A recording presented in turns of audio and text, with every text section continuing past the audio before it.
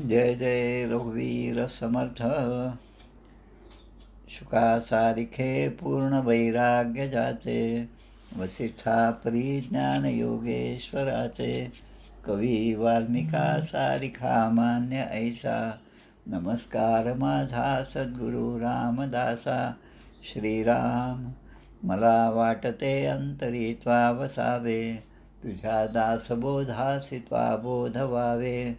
अपत्या परी पाववी प्रेमग्रासा, महाराज या सद्गुरु रामदासा. श्रीराम.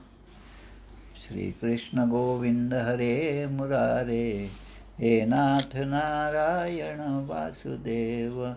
प्रद्युम्न दामोदर विश्वनाथ, मुकुंद विष्णुर्भगवन् नमस्ते.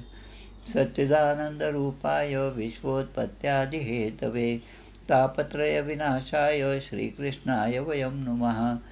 कृष्णाय वासुदेवाय हरये परमात्मने, प्रणतक्लेशनाशाय गोविंदाय नमो नमः. वसुदेवसुतं देवं कंसचाणूरमर्दनं, देवकी परमानन्दं कृष्णं वन्दे जगद्गुरुं. कृष्णकमलपत्राक्षं पुण्यश्रवणकीर्तनं, वासुदेवै जगद्योनिं नौमि नारायणं हरिं. कृष्ण कृष्णेति कृष्णेति यो मां स्मरति नित्यशः, जलं भित्त्वा यथा पद्मं संसारात् उद्धराम्यहं. कृष्णाय वासुदेवाय देवकीनन्दनाय च, नन्दगोपकुमाराय गोविन्दाय नमो नमः. नमः पङ्कजनाभाय नमः पङ्कजमालिने, नमः पङ्कजनेत्राय नमस्ते पङ्कजाङ्ग्रे. गोपाल कृष्ण भगवान की जय. जय जय रघुवीर समर्थ. श्री भगवानुवाच, ज्ञानं परमगुह्यं मे यद्विज्ञानसमन्वितं, स्वरहस्यं तदङ्गं च गृहाणगदितं मया. यावानहं यथा भावो यद्रूपगुणकर्मकः, तथैव तत्त्वविज्ञानमस्तु ते मदनुग्रहात्. अहमेवासमेवाग्रे नान्यद्यत्सदसत्परं, पश्चादहं यदेतच्च यो वशिष्येत सोऽस्म्यहं. ऋतेऽर्थं यत् प्रतीयेत् न प्रतीयेत् चात्मनि, तद्विद्यादात्मनो मायां यथा भासो यथा तमः. यथा महान्ति भूतानि भूतेषु चावचेष्वनु, प्रविष्टान्यप्रविष्टानि तथा तेषु न तेष्वहम्. एतावदेव जिज्ञास्यं तत्त्वजिज्ञासुनात्मनः, अन्वयव्यतिरेकाभ्यां यस्यात् सर्वत्र सर्वदा. एतन्मतं समातिष्ठ परमेण समाधिना, भवान् कल्पविकल्पेषु न विमुह्यति करिचित्. गोपाल कृष्ण भगवान की जय. जय जय रघुवीर समर्थ. दशमस्कंद पूर्वार्थ. दशमस्कंदी प्रथमोध्यायी. वसुदेव देवकीचे पाही, कंसमारी पुत्र सहाही, शिशुहत्यारा महान. भगवंताचा गर्भप्रवेश. गर्भस्तुती द्वितीयोध्यायास. श्रीकृष्ण प्रगटला तृतीयास. योगमाया भविष्य चतुर्थी. पंचमात जन्मोत्सव गोकुळी. पूतना षष्ठात उद्धरली. शकट तृणामृतोद्धार कथा केली सप्तमा माझी. अष्टमी नामकरण बाललीला. नवमी श्रीकृष्ण उखळी बांधला. दशमी यमलार्जुन उद्धरला. एकादशी तारिले वत्स बक. आगासुरोद्धार द्वादशी. ब्रह्मा मोहनाश त्रयोदशी. ब्रह्माद्वारा स्तुती चतुर्दशी. पंचदशी धेनुक कालिया युद्ध. षोडशी कालियाशी प्रसन्न. सप्तदशी त्याचे पूर्वकथन. दावानली वाचती व्रजजन. अष्टादशी प्रलंब तारिला. 19 व्रजानल शांती. 20व्यात शरद ऋतू कथाती. 21व्यात अन्योक्ती वेणुगीत. चिरहरण 22 यज्ञपत्नीवरी कृपा 23 इंद्रयज्ञ निवारण 24 पंचविशी गोवर्धनोद्धारण. श्रीकृष्ण चर्चा 26 श्रीकृष्णाभिषेक 27 नंद बंधमुक्ती 28 29 रासलीलारंभ. गोपी विरह 30 गोपिका गीत 31 गोपीशी कृष्णदर्शन 32 महारास 33. सुदर्शन शंखचूडोद्धार 34 युगलगीत 35 अरिष्टोद्धार अक्रूरगमन 36 37 केशी व्योमोद्धार. अक्रूर व्रजयात्रा 38 मथुरागमन 39 श्रीकृष्णस्तुती 40 41 मथुरा प्रवेश. कुब्जेवर कृपा धनुष्यभंग. कंस व्याकुळता 42 सांग, कोदयोद्धार मल्ल युद्धरंग 43 निवेदिला. चाणूर मुष्टिक कंसोद्धारण 44व्यात कथन, कृष्ण बळराम सूत्रबंधन गुरुकुल प्रवेश 45. उद्धव व्रजयात्रा 46, उद्धव गोपी भ्रमरगीताशी 47व्या अध्यायाशी केले निवेदन. अध्याय 48 श्रीकृष्ण भेटी कुब्जा अक्रूर ग्रहाशी, अक्रूर हस्तिनापुराशी 49 जातसे. गोपाल कृष्ण भगवान की जय. जय जय रघुवीर समर्थ.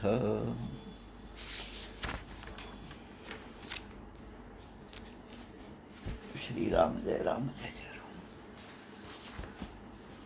जय जय रघुवीर समर्थ.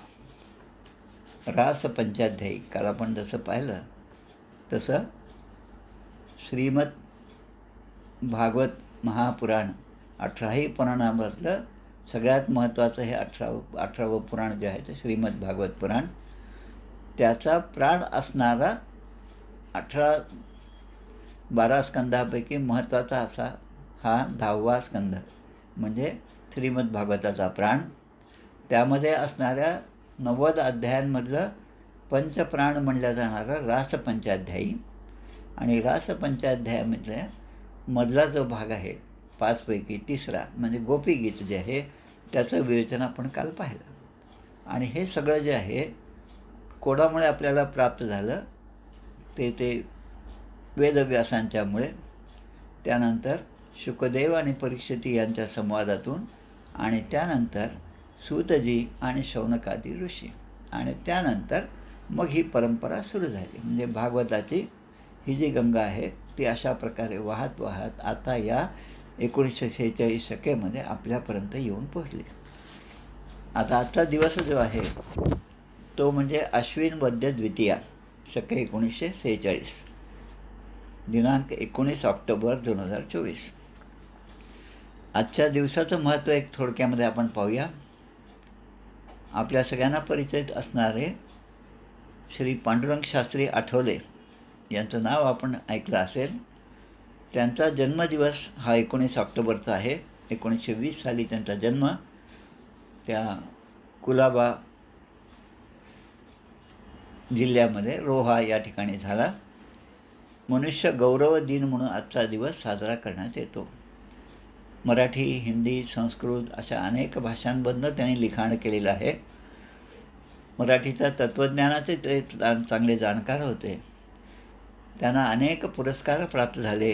रेमन मॅगसेसे अवॉर्ड, टेम्पल्टन पुरस्कार, महात्मा गांधी पुरस्कार, लोकमान्य टिळक पुरस्कार, त्यानंतर पद्मविभूषण ही सुद्धा त्यांना प्राप्त झाली 1999मध्ये. त्यानंतर राष्ट्रीय एकात्मता पुरस्कार त्यांना प्राप्त झाला. आणि एवढ्या सगळ्या पुरस्काराचे मानकरी असणारे श्री पांडुरंग शास्त्री आठवले हे नेहमी आपल्या पांढरं शुभ्र असं धोतर आणि वर शर्ट अशा वेशामध्ये ते सगळीकडे फिरायचे. आणि त्यांनी जो प्रचार केला आपल्या धर्माचा, आपल्या उपनिषदांचा, वेदांचा प्रचार तळागाळापासून सर्वांपर्यंत केला. त्यांचं मुख्य जे शिष्यमंडळी आहेत ती आपल्या भारताच्या पश्चिम किनाऱ्यावर असणारी सगळी मंडळी, म्हणजे अगदी महाराष्ट्रापासून ते केरळपर्यंत, तिकडे गुजरातमध्ये सुद्धा ही सगळी मंडळी त्यांचे शिष्य होती. खूप मोठं सामाजिक कार्य त्यांनी केलं आहे.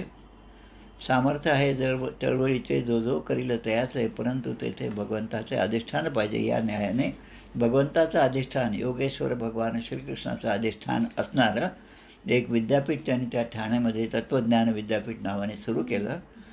आणि त्या तत्त्वज्ञान विद्यापीठातर्फे स्वाध्याय परिवार ही एक चळवळ सुरू केली.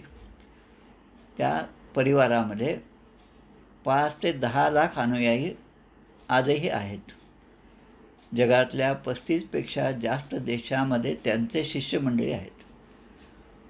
जेव्हा पहिल्यांदा मी त्यांच्या सगळ्या या ग्रंथाच्या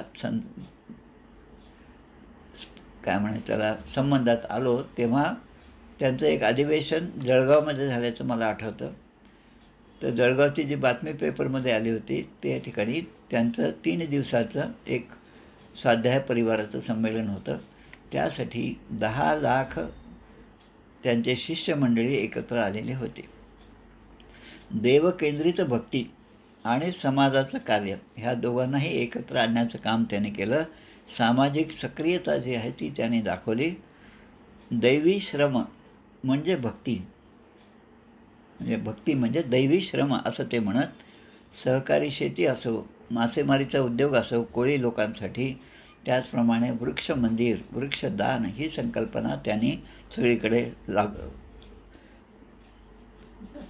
तत्त्वज्ञान नावाचं मासिक त्यांचं जे आहे ते त्या ठाण्याहून निघतं. तत्त्वज्ञान विद्यापीठ त्या ठिकाणी आहे. श्याम बेनेगल जे चित्रपट निर्माते आहेत त्यांनी 1991मध्ये त्यांच्या या स्वाध्याय चळवळीवर अंतर्नाद नावाचा एक सिनेमा, द इनर व्हॉइस हा सिनेमा त्यांनी काढला होता. शबाना आझमी आणि मला वाटतं कुलभूषण खरबंदा यांनी त्यामध्ये काम केलं. त्यानंतर 2004मध्ये अबीर बजाज यांनीसुद्धा एक लघुपट त्यांच्या कार्यावर काढला, स्वाध्यायाच्या परिवारावर. असं ते आणि अनेक वैदिक स्तोत्र, गीता, रामायण असे अनेक पुस्तकांचं लिखाण त्यांनी केलं. प्रामुख्याने वाल्मिकी रामायण, गीतामृतम, संतांना श्रद्धांजली, त्यानंतर प्रार्थना प्रीती, तुलसी दल, संस्कृती पूजन अशा अनेक प्रकारच्या ग्रंथाची निर्मिती त्यांनी केली आणि सगळ्यांमध्ये ते दादा या नावाने प्रसिद्ध होते. वृक्षमंदिर ही संकल्पना त्या काळामध्ये खूप नवीन होती. आज त्यांचा 104वा जन्मदिवस आहे. तो दरवर्षी मनुष्य गौरव दिन म्हणून साजरा होतो. काही वर्षापूर्वी, मला वाटतं 25-1 वर्षापूर्वी अकोल्यामध्ये असताना, सुधीर कॉलनीमध्ये राहत असताना एके दिवशी दुपारी 11-12च्या दरम्यान 5-10 मंडळी आमच्या घरी आली. त्यामध्ये आमचे चुलत काका श्रीनिवासराव रत्नाळीकर जे आता धर्माबादमध्ये आहेत ते आले होते. आणि एवढी सगळी मंडळी घरामध्ये आली. सहज बोलणं झालं. तेव्हा त्यांना विचारलं, तेव्हा ते म्हणाले की आमचं एक संमेलन या ठिकाणी आहे. आमच्या सुधीर कॉलनीच्या जवळच एक विवेकानंद आश्रम होता, त्या ठिकाणी ही मंडळी उतरली होती. मग मी म्हटलं आता दुपारची वेळ झाली, आमच्याचकडे आता जेवण करा वगैरे. तर नाही, आमच्या दादांच्या सांगण्याप्रमाणे आम्ही कोणाच्याही घरी जेवण घेत नाही. आणि जी भाजी रस्त्यावर विकत आली होती त्यातलीच ती भाजी त्यांनी विकत घेतली आणि ती मंडळी सगळी त्या ठिकाणी मुक्कामाच्या ठिकाणी गेली. स्वाध्याय म्हणजे त्या स्वाध्याय परिवार असा की आजही ती मंडळी स्वतःच्या कबशा स्वतः विसळतात, स्वतःची ताटं स्वतः घासून ठेवतात.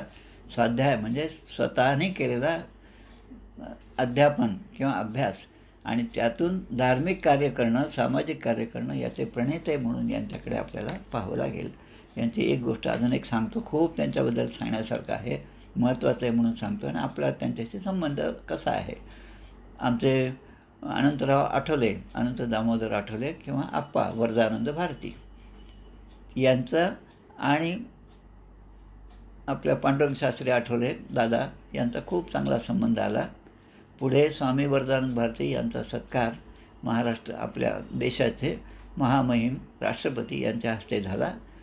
तेव्हा त्या कार्यक्रमाच्या वेळेस हे जेव्हा गेले होते तेव्हा राष्ट्रपतींनी त्यांना विचारलं, म्हणजे आपल्या आप्पांना, वरदानंद भारतींना, तुमच्याबरोबर तुमचे नातेवाईक कोण कोण आलेले आहेत. तेव्हा ते म्हणतात की माझे नातेवाईक कोणीच नाही.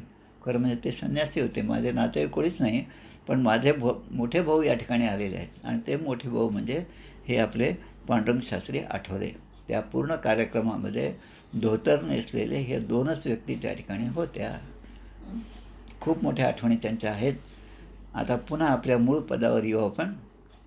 काल आपण सांगितलं श्रीमद भागवताची जी टीका लिहिली श्रीधर स्वामी त्या काळातले, त्यांचा पूर्वजन्म किंवा पूर्ववृत्तांत आपण काल व्यवस्थितपणे पाहिला.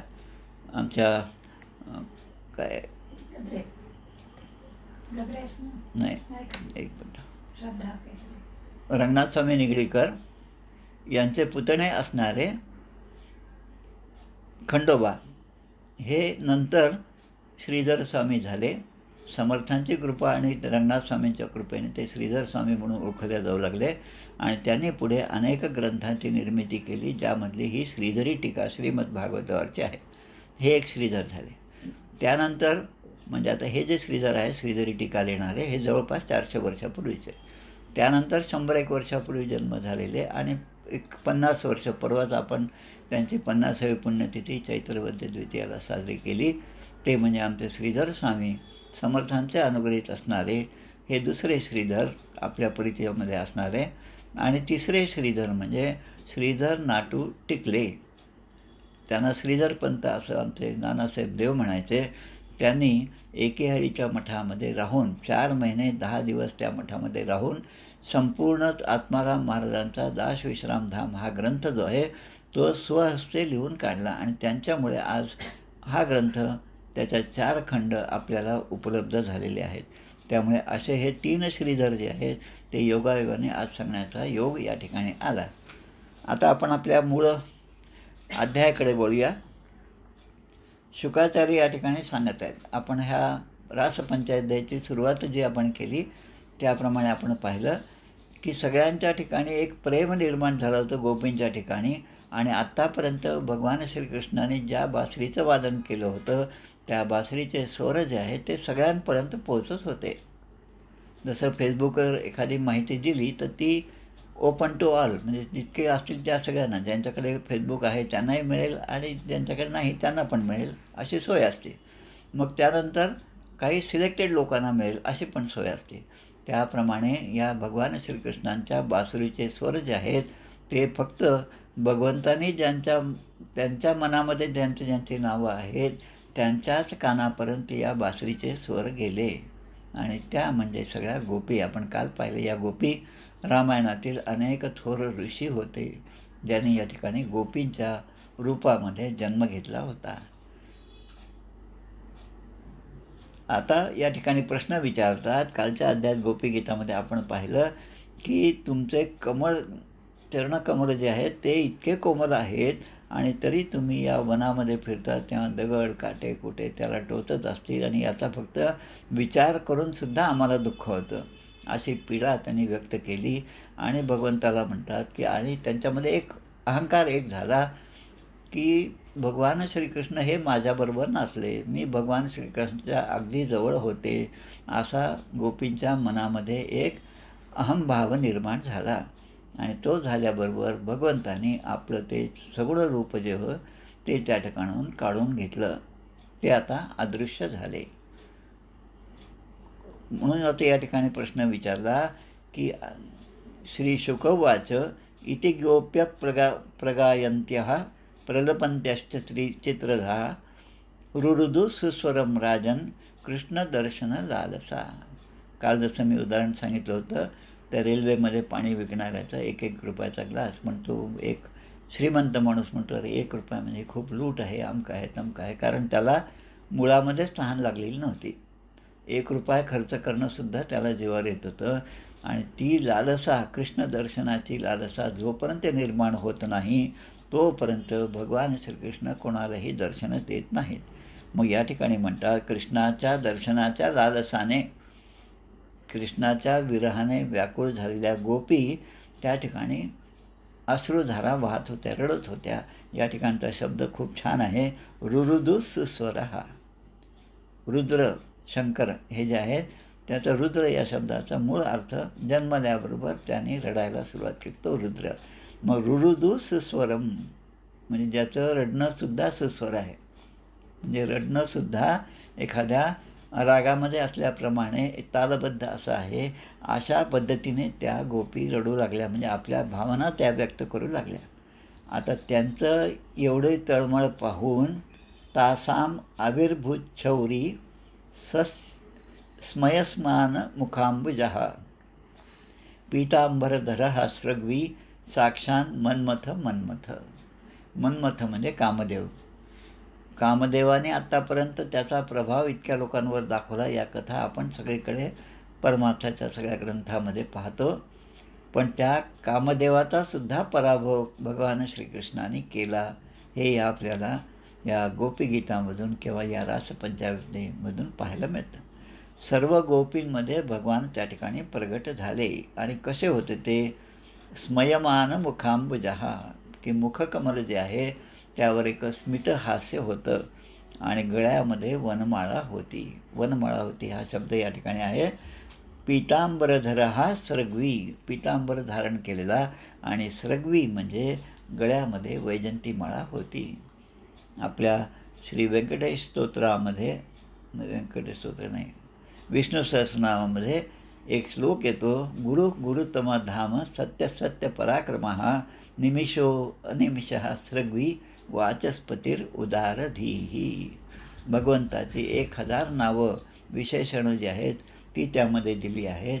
निमिषो म्हणजे योगनिद्रेमध्ये असताना डोळे मिटणारा, आणि आपण जेव्हा भूपाळी म्हणतो तेव्हा जागे करा रुक्मिणीवरा देव आहे निजसुरा वेगे लिंबडोन करा दृष्ट होईल तयासी. आणि असा निमिषो. आणि मग अनिमिष. अनिमिष म्हणजे जो अखंड जागृत आहे. यस्याम जागृती भूतानी सा निशा पश्यंतो मुने. गीतेचे श्लोक, भागवताचे श्लोक, मनाचे श्लोक, समर्थांच्या ओव्या, संतांचे सगळे अभंग, हे सगळे एकत्र करून आपण वाचलं तर आपल्याला थोडंसं समजत आहे असा आनंद नक्कीच निर्माण होतो. पण मला समजलं हा अहंकार निर्माण होऊ देऊ नका हे सांगण्यासाठी ही रासलीला हे पंचाध्यायी आहे. आता या ठिकाणी प्रश्न येतो की या पितांबर धारण केलेला आणि प्रत्यक्ष कामदेवाला, दोनदा शब्दात, साक्षात मन्मथ हा कामदेवाचा सुद्धा पराभव करणारे भगवान श्रीकृष्ण त्या ठिकाणी प्रगट झाले. तम विलोक्या आगतम प्रेष्ठम प्रीत्युत्फुल्ल दृशो बलाहा उत्सस्तुर युगपत सर्वान तव प्राणम इवागतम. आता ज्या भगवंतासाठी गोपींनी ही विरह सहन केला, त्या विरह व्यथेचा एक परिणाम आणि त्याचा एक चांगला परिणाम म्हणून त्या ठिकाणी भगवंत पुन्हा आता चतुर्भुज रूपामध्ये त्या ठिकाणी दिसायला लागले. त्यामुळे प्रत्येकीलाच आनंद झाला. जसं एखाद्या माणसा मृत्यूशैलीवर आहे आणि तो गेला असं इतर सगळे जेव्हा म्हणतात तेव्हा सगळे त्या रडारड सुरू होती, पण तेवढ्यामध्ये त्या शरीरामध्ये थोडीफार हालचाल सुरू होती आणि हालचाल सुरू झाल्यानंतर थोड्या वेळाने तो उठून बसावा. त्याप्रमाणे या सगळ्या गोपी एकदम उठून उभ्या राहिल्या. समर्थांच्या चरित्रामध्ये टाकळीच्या मठामध्ये असताना ज्या बाई त्या ठिकाणी पती गेल्यानंतर सती जाण्यासाठी आलेल्या होत्या, दशपुत्रे नावाच्या कुलकर्णी घराण्यातल्या, समर्थाने आपल्या कमंडलूतलं तीर्थ त्यांच्यावर काय म्हणतो त्याला आपण शिंपडलं आणि झालं असं की ते ताबडतोब त्या तिरडीवरून त्यांचे हालचाल सुरू झाले आणि ते उठून बसले. अष्टपुत्रा सौभाग्यवती असा त्यांनी आशीर्वादसुद्धा दिला. आणि तेच आपले दशपंचक गावचे कुलकर्णी, ज्यांचे पहिला पुत्र म्हणजे आपले उद्धव स्वामी, शिवराम स्वामी, आणि जे समर्थांच्या 1200-1400 मठांपैकी पहिल्या मठाचे मठपती, समर्थांचे पहिले शिष्य होते. तसं या ठिकाणी भगवंताला पाहून त्या सर्वांच्या ठिकाणी आत्तापर्यंत अचेतन अशी अवस्था त्या गोपींना प्राप्त झाली होती. आता भगवान श्रीकृष्ण प्रगट झाल्यामुळे त्यांच्या जीवात जीवाला, भांड्यात भांडं पडलं आणि देवालाही मोहित करणारे भगवान श्रीकृष्ण आता त्यांच्या समोर प्रगट झाले. आता असा दुर्लभ क्षण जेव्हा येतो तेव्हा माणसाला काय करावं हेच समजत नाही. काचित करांबुज शौरेर ग्रहे अंजलीना मुदा काचित दधार दद्वाम बहुमनसे चंदन रूषितम. काचित म्हणजे कोणी कोणी. आता त्या सगळ्या गोपींमधलं काही गोपी कोणी काय केलं, त्यांनी करांबुजम शौरेर जगृहे, त्या भगवंताचं जे हात आहेत ते आपल्या हातामध्ये घेतले आणि डोळ्यामधून प्रेमाने त्या त्याच्याकडे पाहू लागल्या. आता काही ज्या गोपी होत्या त्यांनी त्यांचा चंदनचर्चित हात भगवंताचा, श्रीकृष्णाचा, लक्षात घ्या श्रीकृष्णाचं वय या ठिकाणी 7 वर्षाचं आहे. गोपी ज्या आहेत त्याच्यापेक्षा बऱ्याच मोठ्या होत्या. त्यांनी त्यांचा हात, चंदनचर्चित असा हात जवळ घेतला आणि आपल्या खांद्यावर ठेवला. आता प्रत्येकजण भगवंताचं प्रगटीकरण झाल्यानंतर आपल्याला होणारा मनापासूनचा आनंद या ठिकाणी प्रगट होत आहे, असा हा पूर्ण अध्याय आहे. आणि मग शेवटी भगवंतांकडून त्याने गोपींचं सांत्वन केलेलं आहे. आता काचित अंजली ना गृह्णा तन्वी तांबूल चर्वितम. आता कोणी कोणी काय केलं, भगवंतानी जो तांबूल खाल्लेला होता तो सुद्धा त्याने आपल्या हातामध्ये घेतला. आता तांबूल म्हटलं की पुन्हा समर्थांचा शिष्य भोळाराम याची आठवण येते. ती पण कथा आपण जरूर वाचावी. एका विरह तप्त अशा गोपीने त्या भगवंताचे चरणकमल, या छोट्या छोट्या मुलाचे चरणकमल, जेव्हा आपण एखाद्या लहान मुलाला आपण पाहतो तेव्हा आपण काय करतो, तर त्याचे चरणकमल जे असतं, तळवा जो असतो तो घेऊन आपण आपल्या चेहऱ्याला लावतो, आपण आपल्या कपाळाला लावतो आणि त्यामधून आपला आनंद व्यक्त करतो. तसं या ठिकाणी गोपीने आनंद व्यक्त केला. एका भ्रुकुटीम आबद्ध प्रेमसंरंभ विवला ध्वनिवैक्षत्कटाक्षेपैः संदष्टस दर्शनच्छदा. एका गोपीने मात्र आता ती क्रुद्ध झाली. आता सगळ्याच गोपी आनंदाने भगवंताच्या जवळ आल्या असं नाही, पण एका गोपीचं मन थोडंसं वेगळं होतं. भगवंत प्रगट झाले. आता ती स्वतः क्रुद्ध झाली. तिला राग आला. भुवया उंचावून दात ओठखात ते भगवंताकडे पाहू लागले आणि आपल्या काय नेत्र कटाक्षाने भगवंतालाच आता ती घायाळ करत आहे, त्याच्याकडे पाहत आहे. अशी पण अवस्था काही गोपींची झाली. आता काही गोपी ज्या होत्या त्यांनी भगवंताकडे पाहिलं आणि भगवंताकडून पाहिल्यावर त्यांनी भगवंताचं ते रूप आपल्या डोळ्यामध्ये साठवून ठेवलं. आता भगवंताला डोळ्यांनी त्या आपल्या आतमध्ये शिरून घेत होत्या, आपल्या हृदयामध्ये साठवून घेत होत्या. आणि असं पूर्णपणे झालं असं तिच्या लक्षात आल्यावर त्या गोपींनी स्वतःचे डोळे मिटले, कारण त्या भगवंताला आता तिने हृदयात धारण केलं. आता मनोमन भगवंत आपल्यामध्ये आहे, आपल्या हृदयाशी आहे आणि त्याला आलिंगन देणं ह्या विचाराने ते सगळं काम सुरू झालं आणि तो आनंद तिच्या पूर्ण शरीरावर पुलकित झाला. अष्टसात्विक भाव त्या ठिकाणी उभे राहिले, रोम आणि रोम उभे राहिले आणि योगाप्रमाणे ती परमानंदामध्ये मग्न झाली. आत्तापर्यंत असा अनुभव तिला संसारामध्ये कधीही आला नव्हता.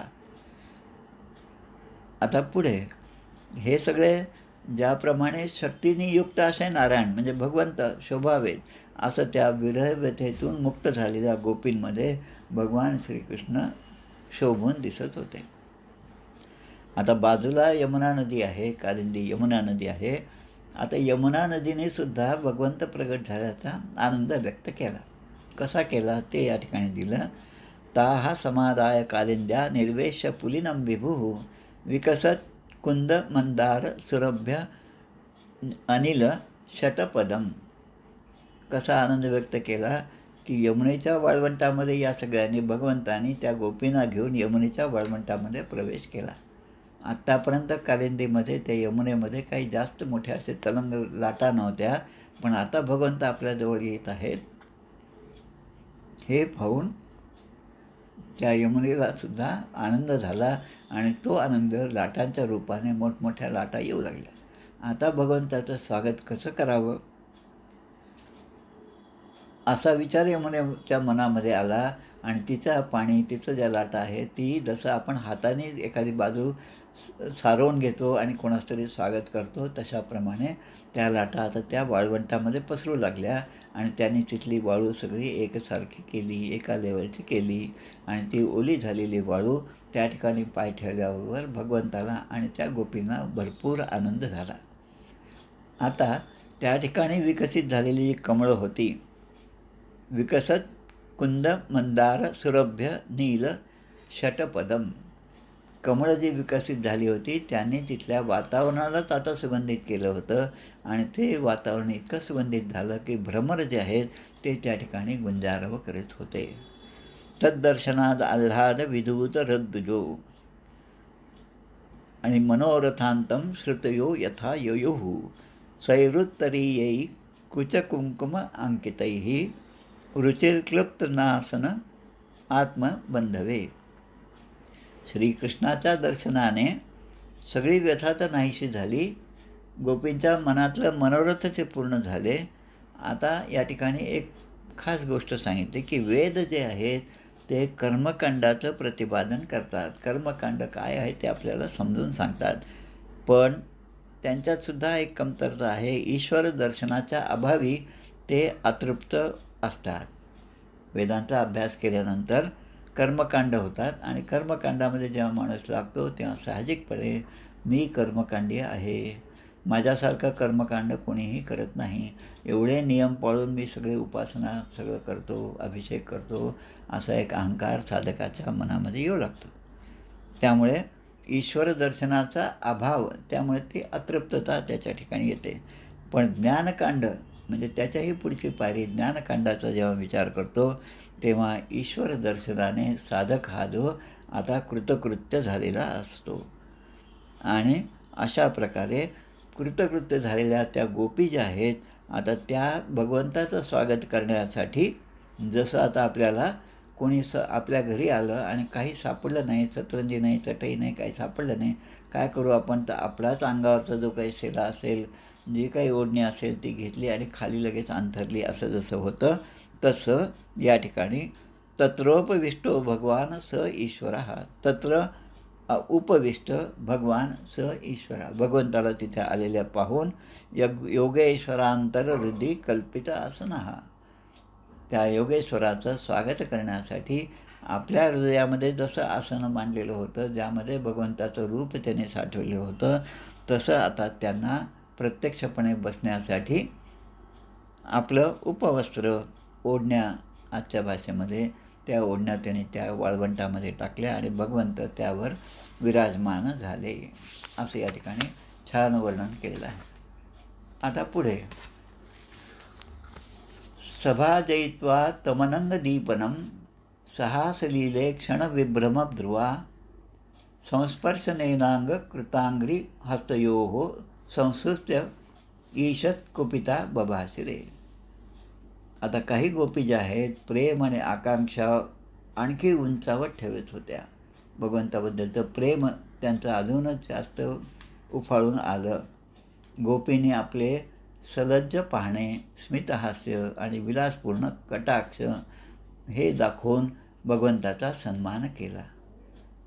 आणि आता त्या भगवंताला, 7-8 वर्षाच्या त्या मुलाला, भगवान श्रीकृष्णाला, त्याच्या केसावरून काही गोपी हात फिरवत आहेत, त्याच्या हातावरून हात फिरवत आहेत, मांडीवरून हात फिरवत आहेत. आणि आपल्या त्या भक्ताच्या स्पर्शाने भगवंताला सुद्धा तेवढाच आनंद होत आहे. आता हे चालू असताना काही गोपी ज्या आहेत त्या मात्र काहीशा रागवलेल्या आहेत. आता रागवलेल्या गोपी त्यांच्या मनामध्ये जो विचार आहे तो या ठिकाणी व्यक्त करतात. त्यांना काही शंका आहे त्यांच्या मनामध्ये, त्या शंका या ठिकाणी व्यक्त करतात. गोप्याः ऊचू भजतो अनुभजन्त्येक एक एतत् विपर्ययं नो भयांश भजत्येक एतन्नो ब्रूहि साधू भोः. आता प्रश्न या ठिकाणी गोपींनी विचारला, काही लोक आपल्यावर जर कोणी प्रेम करत असेल तर त्याच्यावर ते प्रेम करतात, पण काही लोक असं असतात की जे आपल्यावर प्रेम करत नाहीत त्यांच्यावरसुद्धा प्रेम करतात.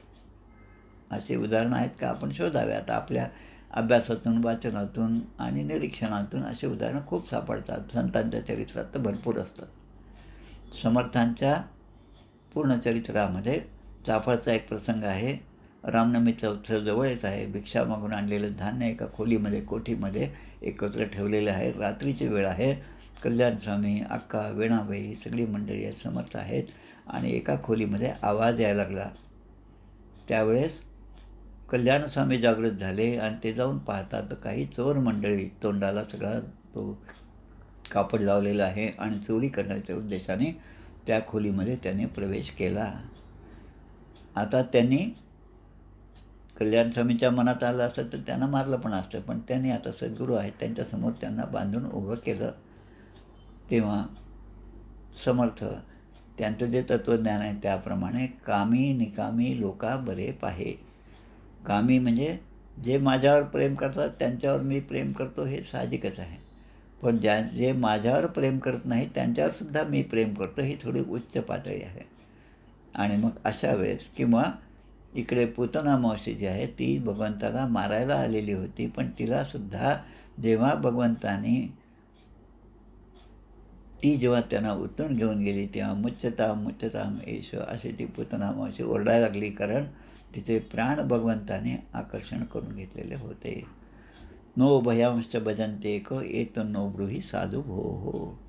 आता आम्हाला हे तुम्ही समजावून सांगा की काही जण तर म्हणजे जो प्रेम करतो त्याच्यावर प्रेम करतात हे समजू शकतं, जो प्रेम करत नाही त्याच्यावरसुद्धा प्रेम करतात हे पण थोडंफार समजू शकतं संतांचे चरित्र वाचल्यानंतर. पण आता म्हणतात की काही जण तर या दोघांवरही प्रेम करत नाही. म्हणजे आता हा तिसराच प्रकार आला.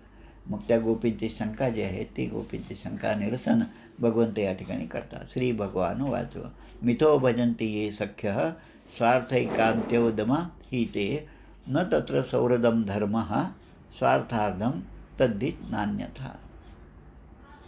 आम्ही कॉलेजमध्ये असताना गाईड नावाचं एक नॉन डिटेल पुस्तक आम्हाला इंग्रजीमध्ये होतं आणि योगायोगाने त्याच वेळेस गाईड नावाचा सिनेमासुद्धा आला होता. आता त्या पुस्तकाचा आधार घेऊन वर्षभरामध्ये तो गाईड सिनेमा 7-8 वेळेस तरी पाहिला असेल. त्यामुळे त्याचे डायलॉगसुद्धा पाठ झाले. आता ते डायलॉग इथे आठवतात हा श्लोक वाचल्यानंतर. त्यामध्ये एक डायलॉग होता, जब मतलब होता है तब प्यार होता है. म्हणजे आपल्या मनातल्या इच्छा पूर्ण करणारा समोर जर आला तर आपण त्याच्याशी प्रेमाने वागतो. कारण जेवढं आपण प्रेमाने वागू तेवढं तोसुद्धा आपल्यावर प्रेम करेल आणि आपल्या इच्छा पूर्ण करेल. तसंच या ठिकाणी भगवंत म्हणतात मिथो भजंती ये सख्याः स्वार्थैकांत्योदमा ही ते. म्हणजे जे प्रेम करणाऱ्यांवर प्रेम करतात त्यांचं हे सगळं प्रेम जे आहे तर हा जो उद्योग आहे तो स्वतःच्या स्वार्थासाठीच आहे. एखाद्या कारखानदाराने आपल्या कारखान्यातल्या सगळ्या लोकांना बोनस वाटला. आता हे प्रेमापोटी वाटला का? बोनस दिल्यानंतर हे चांगले कामं करतील हा एक उद्देश त्याच्यामध्ये कंसामध्ये असतो, ब्रॅकेटमध्ये. आणि याने चांगलं काम केलं तर आपला प्रॉफिट जास्त होईल, आपल्याला जास्त पैसे मिळतील, असा स्वार्थामुळे ते त्या कामगारांवर प्रेम करतात. आता त्यामध्ये सौहार्द्र नाही, धर्म पण नाही, पण त्यांचे प्रेम मात्र स्वार्थापोटीच असतात. न तत्र सौहृदम धर्म स्वार्थार्धम तद्धी नान्यथा. आता भगवंताचा दुसरा श्लोक भगवंत म्हणतात, भजंत्य भजतो ये वै करुणा पितरो यथा धर्मो निरपवादोत्र सौहृदमच सुमध्यमाः. आता दुसऱ्या लोकांचं वर्णन भगवंत करतात. ते गोपीनाथ सांगतात, हे सुंदरीनो, जे लोक प्रेम न करणाऱ्यांवरही प्रेम करतात, प्रेम न करणाऱ्यांवरही प्रेम करतात, ते स्वभावतःच करुणाशील असतात. कारुण्याचं ते पुतळा, मूर्तिमंत पुतळा असतात, ते सज्जन असतात, ते मातापिता असतात. कारण मुलांचं भवितव्य आणि मुलांचं चांगलं व्हावं हाच एक उद्देश त्यामध्ये असतो. सुरुवातीला एक उद्देश असतो, म्हातारपणी हीच मुलं आपल्याला उपयोगाची येणार आहेत म्हणून त्यांच्यामध्ये इन्व्हेस्ट करायला काही हरकत नाही म्हणून त्यांचं पालनपोषण करायला सुरुवात करतात. आता त्यांच्याकडून काही अपेक्षा न ठेवता जे मुलांवर प्रेम करतात ते अधिक उच्च दर्जाचे मातापिता आहेत. कारण दुसऱ्याचे हित व्हावं एवढीच एक इच्छा त्यांच्या ठिकाणी असते. आणि त्यांच्या या सगळ्या वागण्यामध्ये, या सगळ्या व्यवहारामध्ये खरा धर्म असतो. आपले साने गुरुजी जे आहेत त्यांची कविता जी आपल्या सगळ्यांना पाठ होती, कारण आपल्या काळामध्ये शाळेतल्या पुस्तकांमध्ये अशाच प्रकारच्या कविता होत्या. खरा तो एकची धर्म जगाला प्रेम अर्पावे, जगी जे ही न अतिपतित, जगी जे दीन पददलित, तया जाऊन उठवावे, जगाला प्रेम अर्पावे. जे हीर आहेत, दीन आहेत, दलित आहेत, त्यांना जाऊन प्रेमाने त्यांच्याशी बोललं, व्यवहार केला आणि हेच तळागाळातल्या लोकांशी प्रेमाने बोलून त्यांना चांगल्या कामाला लावण्याचं काम आमच्या दादांनी म्हणजे पांडुरंग शास्त्री आठवलेंनी केलं होतं. वृक्षमंदिर ही जी संकल्पना, वृक्षमंदिर, जलमंदिर ही सगळी संकल्पना सामाजिक कार्यामध्ये त्यांनी वापरली. प्रत्येक वृक्ष हे सुद्धा भगवंताचाच अवतार आहे. कारण वृक्ष जे आहे ते आपल्यासाठी काहीच करत नाही. वृक्षाला आंब्याच्या झाडाला खूप आंबे लागले म्हणून 4 आंबे त्या आंब्याच्या झाडाने खाल्ले असं कधीच होत नाही. त्या आंब्याच्या रसाचा स्वादसुद्धा ते झाड घेऊ शकत नाही. पण आपल्याकडे जे जे चांगलं आहे, जे जे आपणाचे ठावे ते ते इतराचे सांगावे. तसं प्रत्येक फळ पिकलं असेल तर तो देतं ते आपोआपच खाली पडतं. ही देवाची योजना आहे. पिकलं नसेल तर कोणी ते दगड मारतात, कोणी काठ्या मारतात, पण ते कैऱ्यासुद्धा खाली तोडून घेतात आणि त्यासुद्धा खातात. त्यांनासुद्धा तेवढाच आनंद मिळतो. पण त्या वृक्षाला परोपकार केल्याचा आनंद मिळतो. भजन्त्य भजतो ये वै करुणाः पितरो यथा धर्मो निरपवादोत्र सौरदंत्य सुमध्यमः. आता तिसऱ्या प्रकारचे जे लोक आहेत त्याचं वर्णन भगवंत करतात. भजतोपि न वै कैचित् भजन्त्य भजतः कुतः आत्मा रामा ह्याप्त कामः अकृतज्ञा गुरुद्रोहाः. आता काही लोक एकदमच वेगळ्या स्वभावाचे असतात. ते प्रेम करणाऱ्यांवर सुद्धा प्रेम करत नाहीत. मग जे प्रेम करणार नाही त्यांच्यावर कशाला प्रेम करतील असं भगवंत म्हणतात. असे लोक जे आहेत ते 4 प्रकारचे असतात असं भगवान श्रीकृष्ण या ठिकाणी म्हणतात. त्यातलं पहिले जे आहेत ते उच्च प्रतीचे आहेत, जे आपल्या स्वरूपातच रममाण असतात. ते केव्हाही आपल्या अंतरंगामध्ये असणाऱ्या भगवंतावरच प्रेम करतात. त्या भगवंताला अनेक प्रकारे ते प्रगट करून त्याचा अनुभव ते आनंदामध्ये घेत असतात आणि त्या आनंदामध्ये जगामध्ये माझा सत्कार होत आहे, मान होत आहे, सन्मान होत आहे, अपमान होत आहे, कोण माझ्याशी कसं चांगलं वागतं का नाही वागत याकडे सुद्धा ते लक्ष देत नाही. त्याला म्हणतात आत्मा रामः. आत्म्याच्या ठिकाणी ते रममाण होणारे असतात. आणि काही जे असतात ते ह्याप्त कामाः. ह्याप्त कामा म्हणजे ते आपल्या सगळ्या कर्माने कृतकृत्य झालेले असतात. तिसरे जे आहेत ते स्वतःवर कोण प्रेम करतात हे त्यांना माहीतच नसतं, तिकडे ते लक्ष देत नाही. आणि चौथे जे आहेत ते मात्र आता एकदम खालच्या स्तरावरचे असतात. जाणून बुजून परोपकारी अशा गुरुतुल्य व्यक्तींचा सुद्धा द्रोह करणारे असतात. कोणी चांगलं काम करत असेल तर त्याचे पाय ओढणे अशा प्रकारचे कामं हे गुरुद्रोह हा. जो आपल्यावर उपकार करतो त्याच्यावर सुद्धा ते अपकार करतात. आणि पहिलं जे आहे ते आत्माराम हे कसे असतात, मस्त राम मस्ती में आग लगे बस्ती में. ते मस्त राम म्हणजे आपल्या मनामध्ये भगवंताच्या दर्शनाचा आनंद ते घेत असतात आणि बस्ती में आग लागली तरी हरकत नाही इतक्या ते आनंदात असतात. कथा सांगतात जनकराजाची. जनकराजाचे जी दरबारातली मंडळी होती, सैन्य होतं, त्यातले काही पळत पळत आले की राजा आपल्या महालाला आग लागली आहे. मग ते तेवढ्या शांतपणे म्हणतात आग लागली असेल तर मग ते जे अधिकारी असतील ते जातील आणि ते विझवतील, त्याच्याबद्दल मला कशाला सांगता. म्हणजे इतक्या शांतपणे या गोष्टीसुद्धा त्याने ऐकून घेतल्या, कारण ते विदेही अवस्थेत होते. देहामध्ये असूनसुद्धा देहाच्या बंधनामध्ये न अडकलेले जनकराजा होते.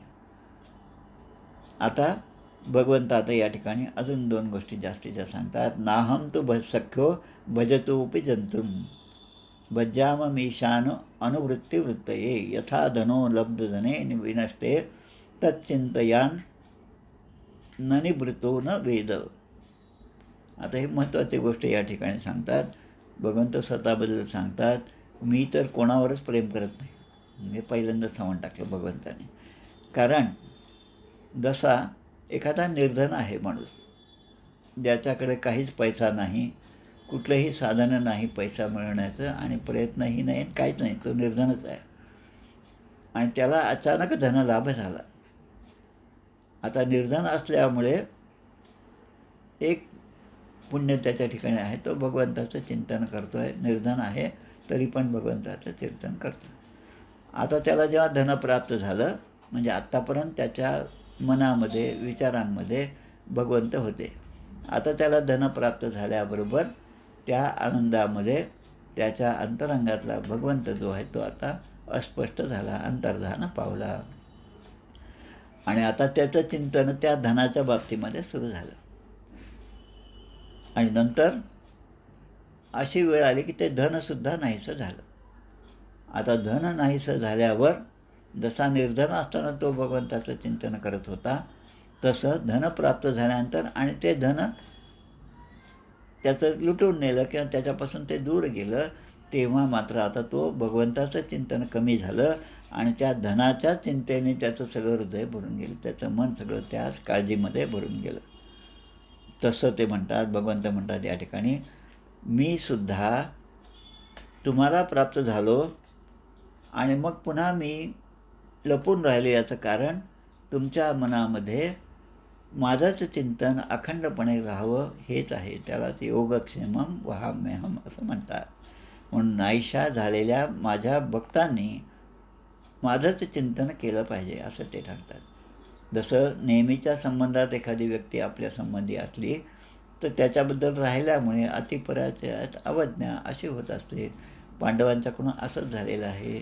अर्जुनाच्या घोड्यांचे खरारा करण्याचं कामसुद्धा भगवंतानी केलेलं आहे. भगवंत आता लवकर चल बरं, मला भूक लागली. भगवंताला यायला वेळ झाला तरी अर्जुनाने मात्र जाऊ दे, आता तो येईल तेव्हा येईल, आपण आपलं जेवायला बसू म्हणून भगवंताने उशीर केला.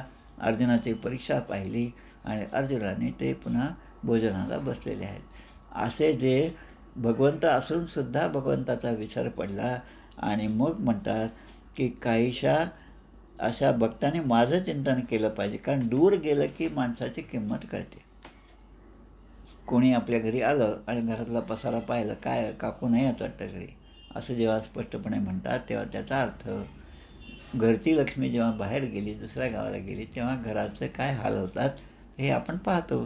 त्यामुळे जे दूर गेलं की त्याची किंमत कळायला लागते. माणूस असेपर्यंत त्याची किंमत नसते, पण तो एकदा स्वर्गवासी झाला की मग त्याची किंमत कळते. आणि आपण त्याच्याबद्दल काय काय व्यवहार केले, कसे वागलो आणि आपण काही फार चांगले वागलो नाही हे सद्भक्ताच्या मनामध्ये येतं आणि त्यामधून तो व्याकुळ होतो आणि त्याचं चिंतन त्याच्या मनामध्ये अखंडपणे सुरू राहतो. आता इथे भगवंत आता त्या गोपींचं सांत्वन करत आहेत. आत्तापर्यंत त्यांच्या प्रश्नांची उत्तरं दिले. त्यांना झालेल्या विरहाचं सांत्वन करण्यासाठी आता भगवंत 4 शब्द या ठिकाणी सांगतात. एवं मदर्थोज्झित लोकवेद स्वानाम हिवो वय्यनुवृत्तये अमराः मया परोक्षं भजता तिरोहितं मासुवितुं माहर्थ तत्प्रियं प्रिया. काय म्हणतात? लोकमर्यादा, संसारात आहोत, संसारातील सगळ्यांचे नातं सांभाळावं लागतं आणि ते तुम्ही सांभाळलं आणि माझ्या वेणूचा नाद ऐकल्यानंतर त्या माझ्या प्रेमापोटी त्यांचाही तुम्ही त्याग केला. लोकमर्यादा आत्तापर्यंत सांभाळली. वेदाने जो जो उपदेश केला, वेदो नित्यमधीयताम अनुदिनम, आपले शंकराचार्य सांगतात तुमच्या साधना पंचकममध्ये जशा अनेक गोष्टी त्याने सांगितलेल्या आहेत, तसं भिक्षौषधम भुज्यताम, भिक्षेमध्ये मिळालेलं जे अन्न असेल त्याचा तुम्ही स्वीकार करावा. मला हे नको, मला ते नको असं म्हणून चालत नाही. जे मिळालं, न मिळे आलिया पदार्था तो एक मूर्ख असं आपल्याला समर्थ सांगतात. त्यामुळे आपल्या ताटामध्ये जे आलं त्याचा आनंदाने स्वीकार करावा. उदरभरणो हे जाणीचे यज्ञकर्म. त्यामुळे संसारामध्ये वाट्याला आलेलं सुख असो किंवा दुःख असो, दोघांचाही स्वीकार जो आनंदाने करतो त्याच्यासाठी भगवंत धावून येतात. आता तुम्ही वेदांचा उपदेशसुद्धा मनात आणला नाही. आपल्या नातलगांनासुद्धा सोडून तुम्ही या ठिकाणी आले. स्वजन सगळं हे त्यागावे दुःख मूळचे, हे आधी तुम्ही तंतोतंत पाळलं आणि तुम्ही माझ्या त्या बासरीच्या आवाजाने या ठिकाणी या भर रात्री, शरद पौर्णिमेच्या रात्री या ठिकाणी एकट्याच धावत पळत आल्यात. कारण माझ्या दर्शनाची लालसा तुमच्यामध्ये तीव्रतेने निर्माण झाली होती आणि म्हणून मी का अदृश्य झालो त्याचं कारण हे की माझं चिंतन तुम्ही अखंड करावं आणि ही सवय तुम्हाला लागावी म्हणून मी तुम्हाला त्या ठिकाणाहून अदृश्य झालं. आता तुम्ही जशी माझ्यावर आत्तापर्यंत भक्ती केली, प्रेम केलं, तर त्या माझे तुमच्यावर जे प्रेम आहे त्या प्रेमामध्ये तुम्ही कुठल्याही प्रकारची उणीव पाहू नका असं भगवंत या ठिकाणी सांगतात. न पारयेहम निरवध्य संयुजा स्वसाधुकृत्यम विबुधायुषापि वहा या माम भजन दुर्जर गेह शृंखला संवृश्च तद्वहा प्रतियातु साधुना. आता हे सांगताना या ठिकाणी एक आपल्या भागवतामधलाच एक श्लोक आहे. अहम भक्त पराधीनो य स्वतंत्र इव द्विजः साधुभिर्ग्रस्त हृदयो भक्त जनप्रिया. आमच्या अंबरीश महाराजांचे जे आपण आख्यान ऐकलं, ज्या ठिकाणी दुर्वास ऋषी आले आणि मग ते अंबरीशाचं रक्षण करण्यासाठी म्हणून भगवंतानी सुदर्शन चक्र सोडलं आणि ते दुर्वासांच्या मागे लागलं. हा जो कथाभाग आहे त्यामध्ये भगवंत जे म्हणतात की आता ते मी थांबवू शकत नाही. अहम भक्त पराधीनो, मी भक्तांच्या सांगण्याप्रमाणेच वागतो, माझं स्वतंत्र असं अस्तित्व नाही असं भगवंत सांगतात. तर मी सदैव भक्तांच्या ऋणामध्येच राहतो. म्हणून कृष्णाने त्या ठिकाणी आता जे प्रगट झाले त्यानंतर त्यांनी महारास केलेली आहे. देवांचे आयुष्य जरी मला मिळाले, भगवंत सांगतात, देवांचे आयुष्य जरी मला मिळाले तरी तुमच्या या प्रेम, सेवा आणि त्यागाचं ऋण मी फेडू शकणार नाही. या माम भजन दुर्जर गेह शृंखला संवृष्ट तद्वहा प्रतियातु साधना. म्हणून तुम्हीच मला आपल्या सौजन्याने तुमच्या ऋणातून मुक्त करावे. पहा, आता आपल्याला पापातून आपल्या आत्तापर्यंतच्या दोषापासून मुक्त करावं असं भक्त भगवंताला प्रार्थना करतात. आता भगवंत या ठिकाणी प्रार्थना करतात की तुम्हीच मला आपल्या सौजन्याने आपल्या ऋणातून मुक्त करावे असं भगवान श्रीकृष्ण गोपींना म्हणत सांत्वन गोपींचं करत आहेत. अद्वेष्टा सर्वभूतानां मैत्रः करुण एवच निर्ममो निरहंकारः समदुःख सुखम क्षमी, गीतेमधला श्लोक आहे. तसं त्यांनी त्या गोपींना त्यांचं सांत्वन केलेलं आहे. आणि आता भगवंत आता पुन्हा त्या गोपींचं ज्या मनामध्ये जे होतं ते पूर्ण करण्यासाठी महारास खेळायसाठी आता तयार झालेले आहेत. पुढच्या अध्यायामध्ये हा भाग येतो. 31वा अध्याय जो आहे, 33वा अध्याय, 32वा आपला पाहिला. इति श्रीमद्भागवते महापुराणे पारमहंस्यां संहितायां दशमस्कंदे पूर्वार्धे रासक्रीडायां गोपी सांत्वनं नाम 32. श्रीकृष्णार्पणमस्तु. श्रीराम जय राम जय जय राम.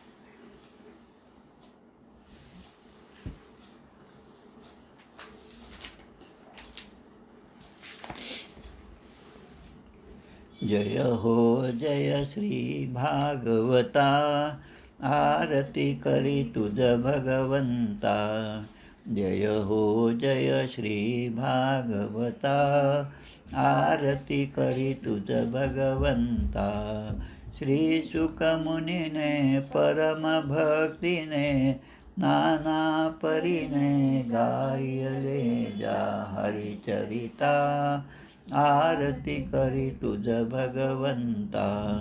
वेद तरुचे मधुर फळ, स्वादुरसे जे सोज्वळ. आत्मा राम मुनी अचळ, सेवुनी जन सफळ.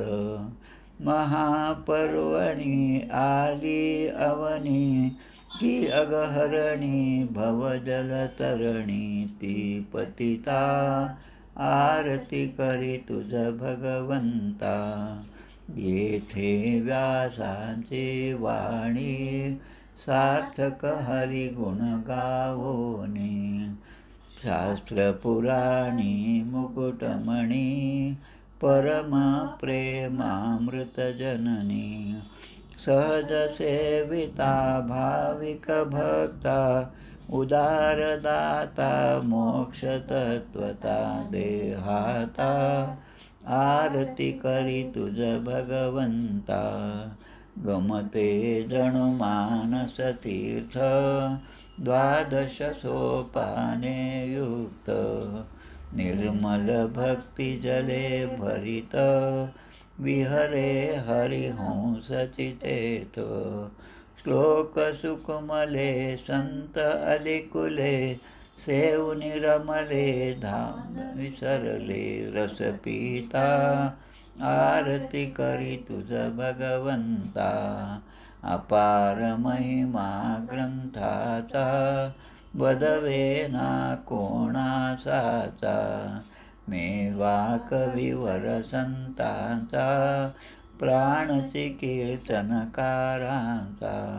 जणू बोधाचा स्वयंप्रभेचा, द्वादश कळीचा रवी अंतरीचा तमहरता आरती करी तुझ भगवंता ग्रंथ नव्हे हा श्रीकृष्ण गीते वेधी मन पूर्ण अनन्य होता या शरण खचित टळे जन्म मरण त्रिताप जाती चिरये शांती नाथै वदती रामपदी ठेवी माता आरती करी तुझ भगवंता जय हो जय श्री भागवता आरती करी तुझ भगवंता गोपाल कृष्ण भगवान की जय जय जय रघुवीर समर्थ